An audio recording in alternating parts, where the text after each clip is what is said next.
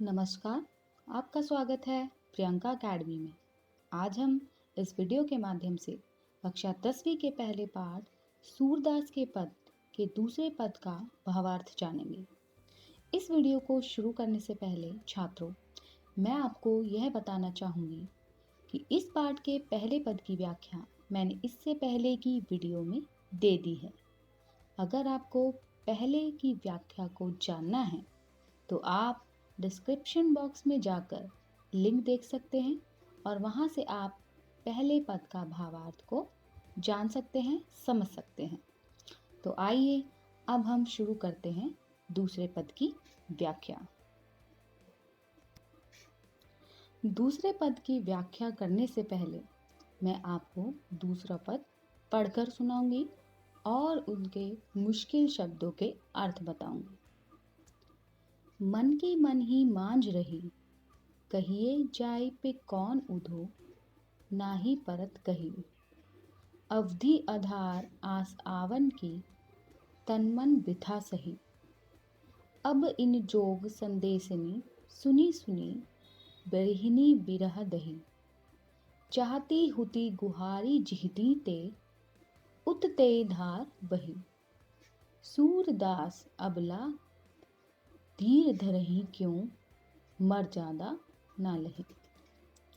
अवधि अर्थात समय, आस यानी आशा, आधार यानी आधार जिसको हम इंग्लिश में बेस भी बोलते हैं, जीने का आधार, आवन यानी आगमन, बिथा यानी व्यथा, बिरह अर्थात वियोग, गुहारी रक्षा के लिए पुकारना, जिहती ते जहाँ से, उत्तय उधर से, धार यानी योग की प्रबल धारा, धीर अर्थात धैर्य, धरही धारण करे या रखें, मर्यादा मर्यादा, ना लही और नहीं रही। तो इस पद में अगर हम व्याख्या करें तो इसकी सप्रसंग व्याख्या यह है कि यहाँ पर जो गोपियाँ हैं अब वह उद्धव से व्यंग्य बाण छोड़ रही हैं और कृष्ण के बारे में उनसे बात कर रही हैं और वह उद्धव से कह रही हैं कि मन की मन ही मांझ रही, कि गोपियों की जो मन की इच्छा थी वो मन में ही रह गई और उनके मन की इच्छा थी कि वो कृष्ण से मिलेगी। तो उनकी जो मन की इच्छा थी कृष्ण से मिलने की, उनके सामने प्रकट होने की, वो मन की मन में ही उनकी जो अभिलाषाएं हैं वो सारी की सारी दबकर रह गई। और उनकी अभिलाषा क्या थी कि कृष्ण उनसे स्वयं मिलने आएंगे, परंतु वह स्वयं नहीं आए और उन्होंने अपने स्थान पर उद्धव को योग संदेश के साथ भेज दिया। कहिए जाए पे कौन पे उधो।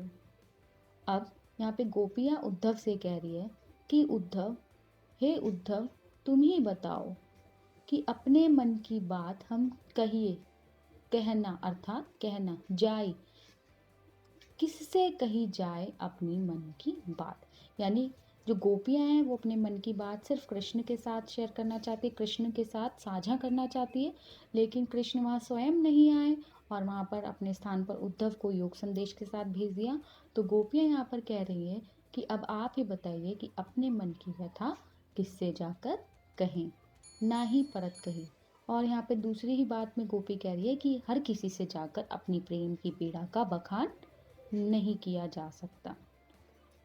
अवधि आधार आस आवन की, अवधि अर्थात समय, आधार यानी आधार कि अभी तक हमने अपने जीने का आधार समय को ही बना रखा था, समय को ही अपने जीवन की एक कड़ी बना रखा था कि वो समय को गिनती जा रही थी कि कभी ना कभी तो कृष्ण उनसे मिलने आएंगे। उन्होंने ये आस यानी आशा, आवन यानी आने की आशा उन्होंने अपने बना रखी थी कि कभी ना कभी कृष्ण उनसे मिलने ज़रूर आएंगे। और इसी अवधि को, समय को आधार बनाकर अपने तन यानी शरीर, मन यानी उनका मन बिथाए और दुख वो बिथा अर्थात दुख वो सही यानी सहन कर रही थी।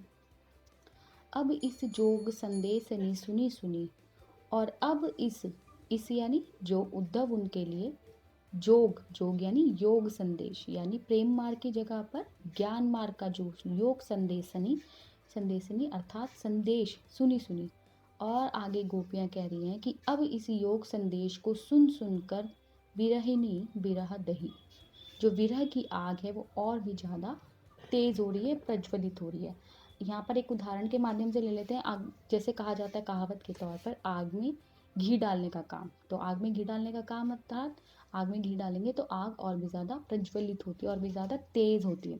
तो यहाँ पर योग संदेश को घी बोला गया है और जो उनकी विरह है वो आग है। तो उसमें जो ये योग संदेश है उनकी आग को और भी ज़्यादा, उनकी विरह की भावना को और भी ज़्यादा तीव्र कर रहा है, उनके दुख को और भी ज़्यादा बढ़ा रहा है। क्योंकि गोपियों ने मानसिक रूप से बिल्कुल भी नहीं सोचा था कि उनके लिए योग संदेश आएगा, और उनके लिए योग संदेश आया है, जबकि वो प्रतीक्षा किसकी कर रही थी? कृष्ण की। चाहती हुती गुहारी जीती थे।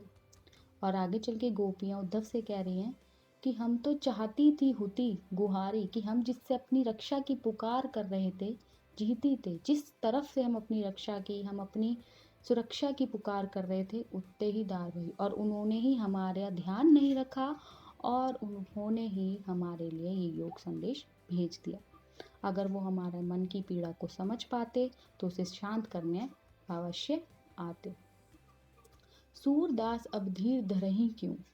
आगे चल के गोपियाँ सूरदास के माध्यम से उद्धव को कह रही हैं कि अब हम धीर अर्थात धैर्य, कि अब हम धैर्य ही धारण क्यों करें, मर्यादा नहीं लही। मर्यादा अर्थात मर्यादा, कि जिसने प्रेम की मर्यादा को तोड़ दिया है, छोड़ दिया है, उन्होंने ही अपनी मर्यादा का, प्रेम की एक मर्यादा होती है कि प्रॉमिसेस दोनों तरफ से होते हैं, मर्यादाएं दोनों तरफ से निभाई जाती है। जब उन्होंने अपनी प्रेम की मर्यादा का पालन नहीं किया तो अब हम अपने धैर्य को कैसे बांधे रख सकते हैं। तो दोस्तों, अगर आपको ये दूसरा पद समझ आया है तो आप इसको लाइक करें, सब्सक्राइब करें, और किसी भी तरह की कोई परेशानी या कठिनाई हो तो आप कमेंट बॉक्स में जाके कमेंट भी कर सकते हैं।